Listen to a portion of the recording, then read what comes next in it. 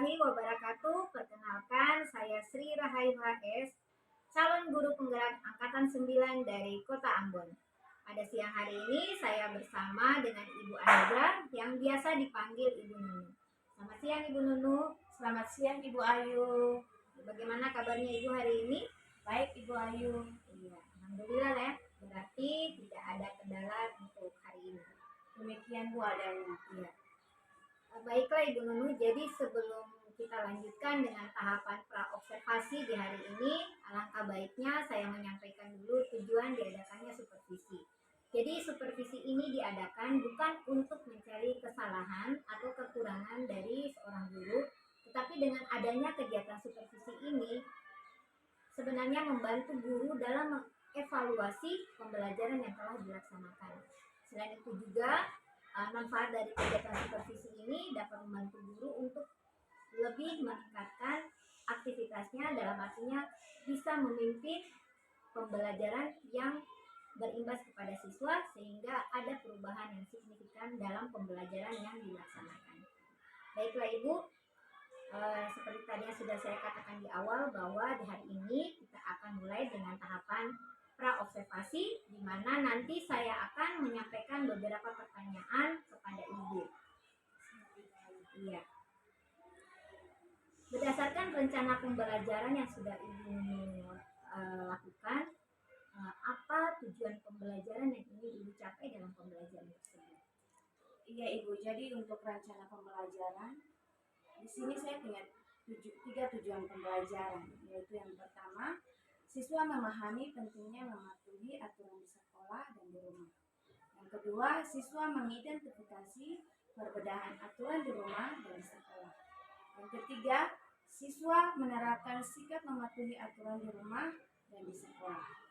Ya, jadi ada 3 tujuan pembelajaran yang dicapai. Yang pertama itu tadi adalah mengetahui aturan di rumah dan di sekolah, kemudian juga dapat mengidentifikasi, dan kemudian dapat menerapkan aturan yang di rumah dan di sekolah. Baiklah Ibu. Selanjutnya, apa area pengembangan yang Ibu ingin kembangkan dalam pembelajaran ini? Iya Ibu, untuk area pengembangannya, saya hanya fokus pada pengetahuan dan keterampilan. Di mana pengetahuan, di sini siswa dapat memahami aturan yang ada di rumah dan di sekolah. Dan untuk keterampilan, bagaimana siswa dapat menyusun gambar yang sesuai dengan aturan di rumah dan di sekolah. Ibu, selanjutnya strategi apa yang Ibu laksanakan atau Ibu rancang dalam pembelajaran yang akan dilaksanakan nanti? Ya Ibu, jadi strategi yang saya gunakan adalah pembelajaran berdiferensiasi berdasarkan kesiapan belajar. Diintegritaskan dengan pembelajaran sosio-emosional. Selanjutnya, saya akan membagi siswa menjadi beberapa kelompok sesuai minat dan gaya belajar siswa dengan model contextual learning picture and picture. Metode yang saya gunakan tanya jawab, diskusi, dan juga ceramah. Ya, baiklah. Luar biasa ya Bu ya. Jadi strategi yang Ibu gunakan di sini adalah pertama menggunakan model pembelajaran contextual learning picture and picture, kemudian juga menggunakan strategi pembelajaran berdiferensiasi, kemudian juga ada teknik dan metode seperti tanya jawab, diskusi, dan juga ceramah. Baik Ibu, kita lanjutkan kembali. Apakah ada media yang Ibu gunakan dalam pembelajaran yang nanti akan dilaksanakan? Iya Ibu, saya menggunakan gambar-gambar yang berhubungan dengan tetap tertib di rumah dan di sekolah. Ada LKPD, ada PowerPoint, dan ada media papitatif, yakni papan pintar tata tertib. Luar biasa Ibu Nunu. Jadi selain menggunakan PPT, Ibu Nunu juga menyediakan media pembelajaran papitatif, yaitu papan pintar tata tertib. Selain itu juga ada gambar-gambar yang lainnya. Jadi kira-kira kapan ini Bu kegiatan pelaksanaan pembelajaran yang akan Ibu laksanakan? Kebetulan hari Selasa saya ada jam untuk mengajar, jam pertama Ibu. Baiklah Ibu, berarti kita berputar pada waktu sekolah pagi ya Bu ya. Jadi nanti pada hari Selasa jam pertama saya akan kembali kepada Ibu untuk mengobservasi. Kemudian di situ saya akan mencatat hal-hal yang terjadi selama pelaksanaan pembelajaran yang Ibu laksanakan. Baiklah Ibu, sebelum kita akhiri percakapan kita di hari ini, Apa yang kira-kira Ibu dapatkan lewat percakapan praobservasi yang kita laksanakan di hari ini? Baik Ibu Ayu, yang saya dapatkan diantaranya adalah mendapatkan gambaran tentang apa yang ingin saya kembangkan dalam pembelajaran nanti, Ya. strategi, model, dan metode yang akan saya gunakan nanti dalam pembelajaran, sehingga saya lebih siap dan rileks untuk melaksanakan pembelajaran saat observasi yang dilakukan oleh Ibu Ayu. Baiklah Ibu, jadi tadi Ibu sudah menyampaikan apa yang didapatkan pada percakapan praobservasi ini, di mana salah satunya adalah Ibu sudah bisa menggambarkan apa yang ingin dikembangkan di dalam pembelajaran nanti. Baiklah Ibu, percakapan kita untuk praobservasi ini sudah selesai sampai di sini. Sampai jumpa lagi untuk tahapan selanjutnya, yaitu pada saat observasi di mana saya akan mengobservasi Ibu di dalam kelas. Selanjutnya saya ingatkan juga kepada Ibu Nunu bahwa nanti kita akan masih terlibat dalam pembicaraan selanjutnya, yaitu di situ saya akan bersama-sama dengan pengajar praktik saya juga bersama Ibu dalam tahapan percakapan pasca observasi. Tahapan percakapan pra-observasi yang sudah saya laksanakan bersama dengan rekan saya, Ibu Nunu. Kita akan berjumpa lagi pada tahap selanjutnya, yaitu tahap observasi dan juga tahap percakapan pasca observasi. Assalamualaikum warahmatullahi wabarakatuh.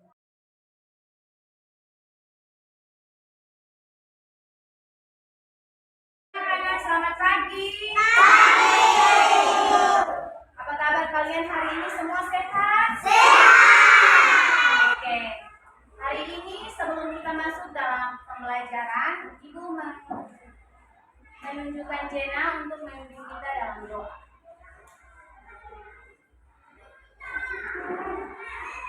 Teman-teman sebelum belajar mari berdoa dan membaca surat Al-Fatihah dan doa mulai.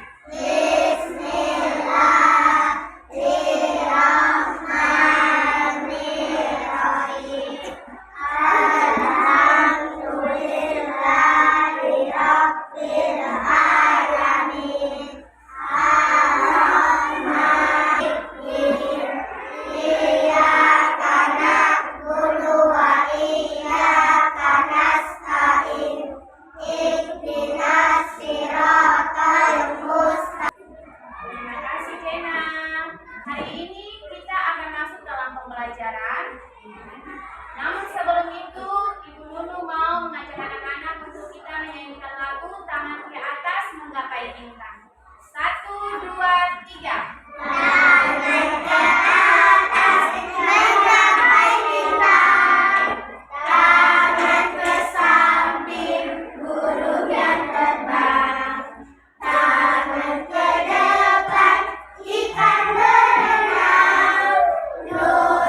Siapa yang tidak hadir hari ini?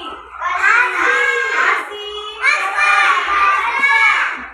Asap, Firman, Tiara. Oke, jadi anak-anak kita punya teman-teman tidak hadir ya.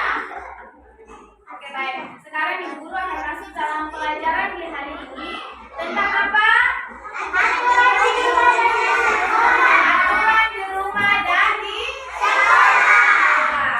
Baik anak-anak, jadi hari ini tujuan pembelajaran kita yang pertama, siswa dapat memahami pentingnya aturan di rumah dan di sekolah. Yang kedua, siswa dapat mengidentifikasi perbedaan aturan di rumah dan di sekolah.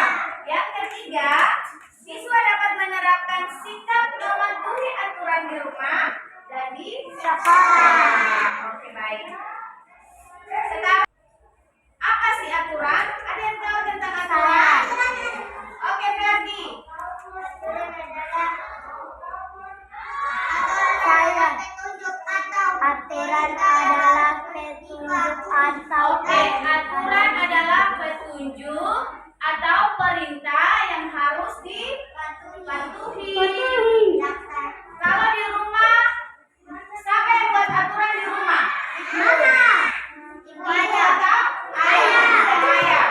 Dan aturan di rumah harus disepakati oleh semua yang ada di rumah. Tujuan aturan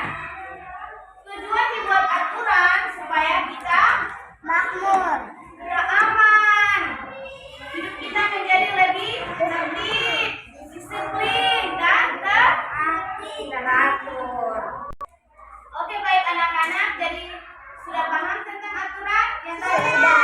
Oke, sekarang Ibu Nunu mau kasih tes.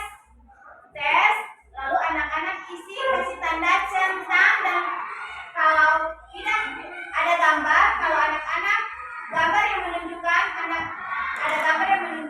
tidak taat aturan dan patuhi aturan itu, yang taat aturan dikasih tanda centang, lalu yang tidak taat bisa kasih tanda silang atau tanda X. Jangan lupa tulis nama ya.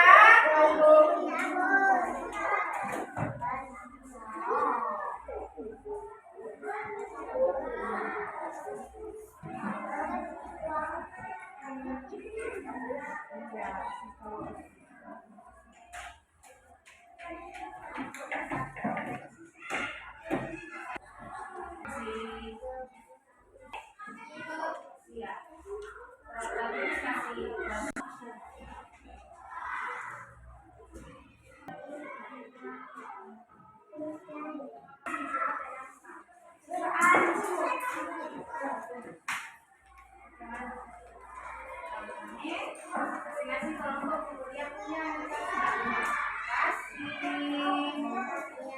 dengan ada di setiap tempat. Aturan ada di rumah dan aturan ada di sekolah. Tahu aturan di rumah? Siapa yang membuat aturan di rumah? Ayah dan ibu. Ini adalah contoh aturan di rumah. Ibu Nunu punya papan tinta yang Ibu Nunu sudah buat dan juga ada di layar ya. Jadi anak-anak bisa baca ini, tidak bisa? Bisa. Ini aturan di rumah. Ada 10 aturan. Yang pertama, Menghargai orang yang lebih tua. Yang kedua, Memberi izin keluar rumah. memberi izin saat keluar rumah. Yang ketiga, Bangun tempat tidur. tempat tidur. Biasa kalau di rumah kamu langsung menyimpan tempat tidur, tidak? Langsung menyimpan. Oke. Yang keempat, Tidur tepat waktu. tidur tempatnya. Aturan di rumah, ada juga aturan di Sekolah. Aturan di sekolah. Siapa bisa sebutkan? Salah Saya. satu aturan di sekolah itu.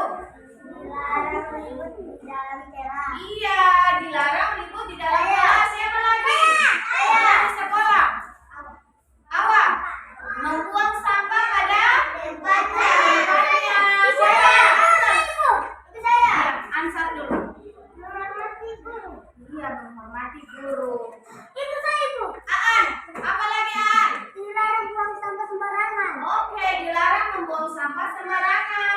Jadi, ternyata anak-anak sudah paham ya tentang aturan di rumah dan aturan Sekolah. di sekolah. Oke, tepuk tangan dulu. Sebelum nanti guru mau anak-anak berdiri lalu kita menyanyi lagu. Di sini senang, di sana senang. Ayo.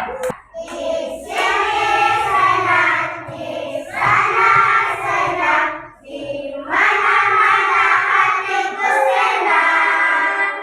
Tak ada lawan, tak ada musuh, semuanya saling menyayangi.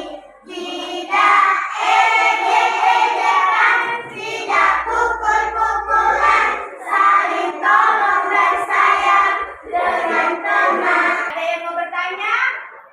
Ada yang belum paham? Enggak. Alif belum paham?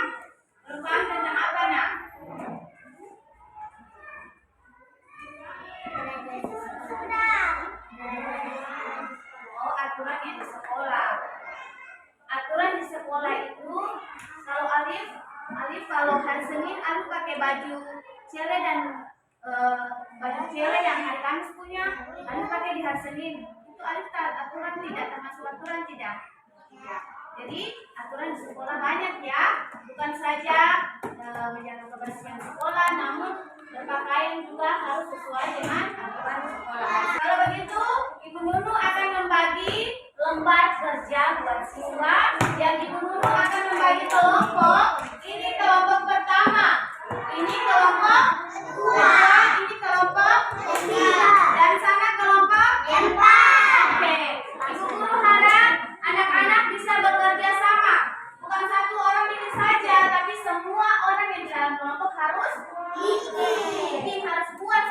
bekerja sama.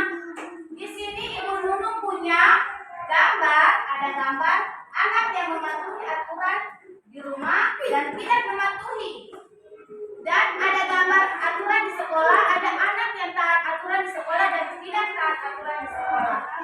Jadi anak-anak, apa yang anak-anak buat? Anak-anak menguntingkan gambar yang anak yang taat pada aturan di sekolah lalu ditempelkan di papan aksi aturan rumah. Bisa paham tidak?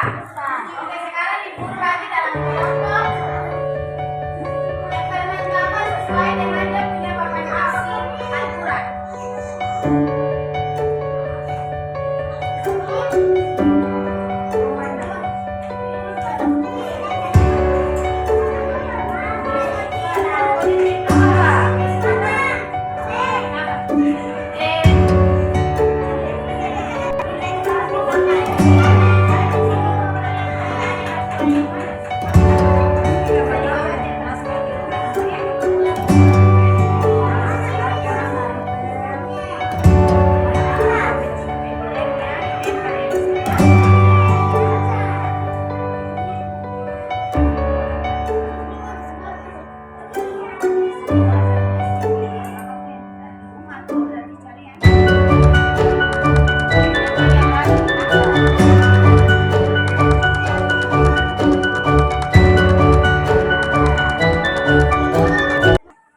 Oke, baik anak-anak. Jadi semua sudah masing-masing kelompok sudah mengerjakan dia punya pekerjaan?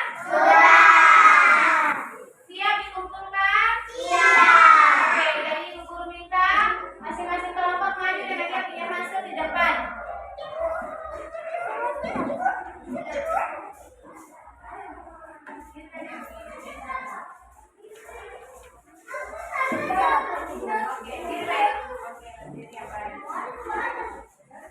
Oke, ini papan aksi aturan di rumah. Oke, mantap. Ini sudah betul ya. Yang kedua, papan aksi aturan di sekolah. Oke, baik anak-anak, ini kelompok 2 dan kelompok 3. Ibu Nunung melihat papan aksi kelompok 2 tentang aturan di sekolah. Oke, sudah betul.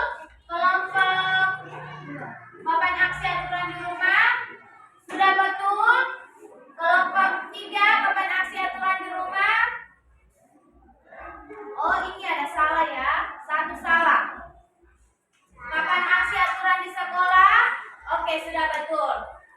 Berarti kelompok Ibu Guru menyatakan kelompok 2 sudah sangat memahami. Tepuk tangan dulu. Dan kelompok 3 masih salah satu di bawah, nanti diperbaiki ya. Tapi tidak apa-apa, itu sudah sangat baik. Ibu Guru kasih aplaus juga buat kelompok ketiga. Ayo kita tepuk tangan. Ibu Guru mau tanya, apa yang membuat kalian tertarik dengan pembelajaran ini? Coba. Karena ada aturan di rumah dan di sekolah. Oke, mantap. Karena ada aturan di rumah dan di sekolah. Oh, tahu bahwa aturan di rumah dan aturan di sekolah. Tahu banyak ya? Oke. Jadi anak-anak, Ibu Guru mau minta setiap kelompok dari kelompok 1, 2, 3, 4 maju ke depan dan memberikan ekspresi. Ekspresi untuk belajar hari ini senang, sedih, kecewa, atau marah. Oke, Ibu Guru. Ayo yang mau berikan ekspresi untuk pembelajaran hari ini senang, kecewa, atau sedih, silakan tepuk gambarnya ya. Oke, makasih Alin, makasih Citra, makasih Lili. Oke, makasih. Untuk kelompok 3, makasih Ibu Nunung ekspresi apa untuk pembelajaran hari ini? Oke, Jena. Oke, mantap. Oke, makasih. Terima kasih untuk kerjasama hari ini. Anak-anak sudah dari awal sampai akhir sudah melakukan semua dengan baik dan sangat bekerja sama dengan baik. Ibu Guru minta terima kasih. Semoga pembelajaran hari ini menjadi pembelajaran yang disenangkan oleh anak-anak hari ini. Tepuk tangan dulu. Terima kasih ya.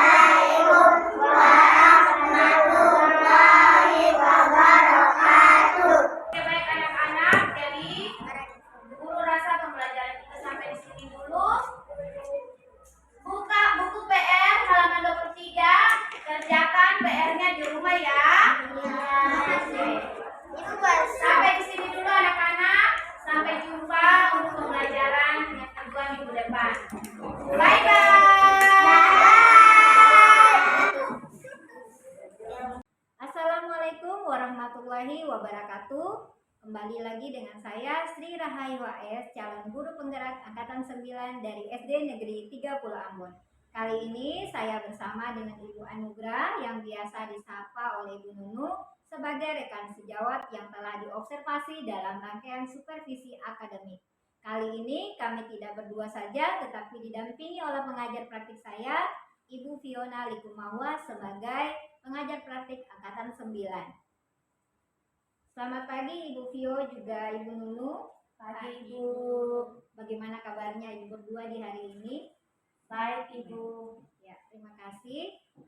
Selanjutnya Ibu Nunu, kita sekarang berada pada percakapan tahap pasca observasi, di mana pada tahap percakapan ini saya akan memberikan beberapa pertanyaan terkait dengan observasi kelas yang sudah Ibu Nunu laksanakan, dengan tujuan untuk mengevaluasi sejauh mana pembelajaran yang sudah Ibu lakukan. Untuk pertanyaan pertama, saya ingin menanyakan bagaimana perasaan Ibu setelah berlangsungnya observasi. Ya, jujur ya Bu, karena memang baru pertama bagi saya diobservasi, maka saat pelaksanaan pembelajaran saya memang gugup. Akan tetapi dengan belajarnya proses pembelajaran sesuai rancangan pembelajaran, lama-lama rasa gugup itu berangsur-angsur bisa diatasi. Iya, luar biasa ya Ibu Nunu ya, yang tadinya merasa gugup karena diobservasi, tetapi dengan berjalannya proses pembelajaran berangsur-angsur hilang. Selanjutnya Ibu, saya ingin menanyakan lagi, masih ingatkah Ibu terkait dengan area pengembangan yang ingin Ibu fokuskan dalam pembelajaran? Iya Ibu, jadi untuk area pengembangan yang saya fokuskan ada pada pengetahuan dan keterampilan. Bagaimana siswa bisa memahami konsep aturan yang ada di rumah dan di sekolah, dan bagaimana siswa dapat menyusun gambar terkait aturan di rumah dan di sekolah pada papan aksi aturan.